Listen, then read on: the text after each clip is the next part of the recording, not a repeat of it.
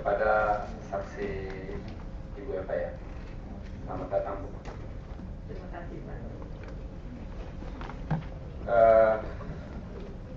Apakah Ibu pernah memberikan kesaksian di Tipikor?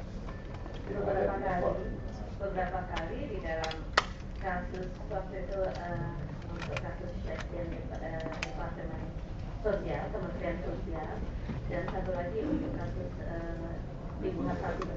Ibu Hatta Timur terakhir itu ya? Iya, terakhir. Ahli, coba jelaskan kepada kami ya untuk satu kasus ini supaya terang benderang. Apa perbedaan ya dari delik suap sebagaimana dimaksud di dalam pasal 5 ayat 1 huruf A dan B dengan pasal 13 Undang-Undang Tipikor, Undang-Undang Korupsi? Coba saudara jelaskan secara rinci. Baik. Saya langsung jawab. Dalam pandangan saya, ini adalah pasal-pasal yang sebetulnya diadopsi dari KUHP. Yang sebetulnya kalau kita bicara dalam konteks KUHP adalah pasal-pasal yang berkaitan dengan jabatan. Kalau kita bicara dalam konteks suap terkait dengan apa yang ditanyakan tadi, rumusannya pasal 5 ayat 1 huruf A, B, dan pasal 13, pada dasarnya unsur-unsurnya semua hampir sama, yaitu ketika seseorang memberikan atau menjanjikan sesuatu kepada seorang pejabat pegawai negeri dalam hal ini atau penyelenggara negara untuk melakukan atau tidak melakukan sesuatu dalam jabatannya. Yang berbeda dari ketiga pasal ini adalah gradasi kesalahannya menurut saya. Jadi unsur kesalahan pada masing-masing pasal itu dirumuskan secara berbeda. Karena pada pasal 5 huruf A, unsur kesalahan itu dirumuskan dengan kata dengan maksud. Pada pasal 5 huruf B, ayat 1 huruf B, itu karena jabatan atau kedudukan. Dan menurut saya ini adalah bentuk kesalahan dalam pengertian kesengajaan yang luas. Tetapi kalau kita rujuk ke pasal 13, itu bentuk kesalahannya adalah satu bentuk yang dalam konstruksi ilmu pengetahuan hukum pidana kita sebut sebagai propasedulus culpa. Jadi di sini pelaku tidak harus mengetahui secara keseluruhan mengenai bagaimana posisi atau kedudukan seorang pejabat, tapi dia patut menduga. Tapi patut menduga ini tentunya ada pengetahuan juga di situ tentang posisi mana dan bagaimana kedudukan dari seorang pejabat. Jadi ada satu besaran pengetahuan yang tentunya berbeda antara ketiga unsur ini.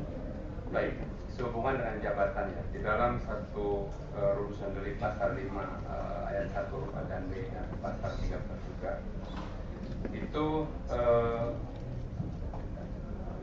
mengenai kekuasaan atau wewenang yang melekat pada jabatan atau kedudukan ya. Yang saya ingin tanyakan kepada ahli akan apa yang dimaksud dari unsur jabatannya, baik sesuai dengan pasal 5 ayat 1A, B, dan pasal 13. Seperti yang saya sampaikan tadi, karena ini pasal-pasal yang berkaitan dengan kejahatan dalam jabatan. Kenapa demikian? Karena rumusan di dalam, karena filosofi dasar pembentukan pasal-pasal ini sebetulnya adalah pasal manakala seseorang memberikan atau menyuap seorang pejabat. Jadi di sini di dalam konteks hukum pidana ada yang disebut sebagai penyertaan mutlak perlu. Satu perbuatan atau satu tindak pidana yang tidak bisa dilakukan oleh satu pihak saja, tetapi ada dua pihak yang sama-sama aktif melakukan satu perbuatan. Dalam mungkin saya bisa berikan gambaran yang sederhana pada contoh-contoh lain. Misalnya dalam pasal-pasal tentang penadahan atau pasal tentang atau tindak pidana dalam bentuk perzinahan di dalam KUHP, ini delik umum, di mana perzinahan itu tidak bisa dilakukan oleh satu orang karena harus ada kawan zinahnya dan dua-duanya sama-sama aktif untuk mewujudkan delik, yaitu delik perzinahan. Pada penadahan, orang ini harus tahu bahwa seseorang mendapatkan satu barang dari hasil kejahatan dan dia menerima itu sebagai hadiah, hibah atau untuk dibelinya. Nah, tentunya di sini ada dua perbuatan yang aktif, yaitu orang yang menawarkan barang dan orang yang kemudian menagih barang itu. Begitu juga pada suap. Ada dua pihak yang secara aktif di sini. Ada orang yang memberi suap dan ada yang menerima suap. Nah, dalam konteks pasal 5 ayat 1 huruf A, B, dan pasal 13 memang ditujukan kepada mereka yang dalam posisi sebagai pemberi. Tetapi tidak berarti bahwa kemudian delik ini menjadi sempurna dengan pasal ini. Karena apa? Karena unsur pejabat yang menerima itu dalam kapasitas jabatannya itu menjadi unsur yang menentukan untuk kita mengatakan bahwa satu delik menjadi sempurna. Nah, kalau pertanyaannya tadi ini dikaitkan dengan pasal-pasal dalam hal ini, memang kaitannya kalau dengan pejabat ini kaitannya dengan pasal 6 misalnya di dalam undang-undang yang sama. Itu adalah pejabat yang dalam kapasitas dia, orang ini memegang satu jabatan tertentu. Jabatan tertentu yang tentunya atas jabatan itu melekat satu tugas dan kewajiban. Saya kira di dalam ketentuan mengenai aparatur negara, dalam hal ini pegawai negeri atau penyelenggara negara, itu tentunya satu jabatan didasarkan pada satu aturan perundang-undangan dalam kapasitas apa, kewenangan dan kebijakan yang bisa dia ambil terkait dengan jabatan. Tentunya harus melengkapi. Sehubungan dengan kata jabatan atau kedudukannya, apakah seorang yang punya jabatan satu partai lah, ya kan, jabatan satu partai yang tertinggi lah, ya, bisa nggak bahwa diterapkan di dalam pasal 5 ayat 1A dan B dan pasal 13? Karena kan di dalam pasal 5 ayat 1 itu disebutkan dengan tegas bahwa itu ditujukan kepada pegawai negeri atau penyelenggara negara. Ya kan? Apakah itu bisa diterapkan? Saya khawatir kalau unsur ini diterjemahkan sebagai seorang pimpinan partai, sebagai pegawai negeri atau penyelenggara negara, ini menjadi interpretasi yang terlalu luas. Kalau interpretasi yang terlalu luas, ini kaitannya dengan satu interpretasi analogi yang terlalang di dalam hukum pidana. Gitu. Kenapa analogi? Mungkin ada yang mengatakan ekstensifikasi, tetapi menurut saya kaidah hukum yang mendasari ketentuan pasal 5 ayat 1A, B dan pasal berikutnya 6, pasal 11, pasal 12 dan pasal 13, saya kira itu adalah berkaitan dengan satu norma yang mengikat satu pegawai negeri atau penyelenggara negara. Normanya itu jelas, kaidah hukum yang diatur di sana jelas, tidak meliputi subjek lain di luar itu. Oleh karena itu, saya kira pimpinan partai tidak termasuk dalam kualifikasi. Jadi tidak termasuk ya di dalam kualifikasi unsur dalam pasal 5 ayat 1A dan B dan pasal 13. Kemudian ahli, apakah delik suap sebagaimana dimaksud pasal 5 ayat 1 dan B dan pasal 13 Undang-Undang Tipikor dapat terpenuhi ya jika pegawai negeri atau penyelenggara negara yang dimaksud tidak memiliki kewenangan jabatan atau kapasitas sebagaimana pegawai negeri atau penyelenggara negara untuk melakukan atau tidak melakukan sesuatu sebagaimana dimaksud oleh pemberi hadiah atau janji. Jelas ya pertanyaannya? Saya kira jelas. Bagian dari unsur yang menentukan di dalam pasal 5 adalah bukan hanya perbuatannya saja, tetapi meliputi juga orang yang menerima itu. Jadi unsur yang menentukan di sini adalah bahwa orang yang menerima adalah seorang pegawai negeri atau pejabat negara yang memiliki kedudukan dalam jabatannya atau memiliki kewenangan atas jabatannya tersebut, sehingga menjadi, saya katakan, tidak bisa kita kualifikasikan sebagai tindak pidana yang melanggar pasal 5 ayat 1 huruf A atau B atau pasal 13 kalau seorang pegawai negeri atau penyelenggara negara itu tidak punya kualitas seperti yang dipersyaratkan oleh pasal ini. Hal ini boleh bisa diberikan satu contoh, Pak? Ya kan tadi Ali yang mengatakan seperti itu, berikan contoh. Contoh yang sederhana barangkali di satu instansi atau departemen, ya, katakanlah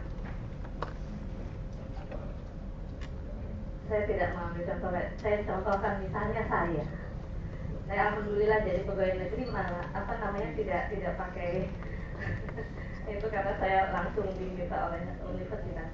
Kalau saya ingin menjadi pegawai negeri, saya memberikan sejumlah uang kepada seorang yang dalam hal ini seorang kepala biro keuangan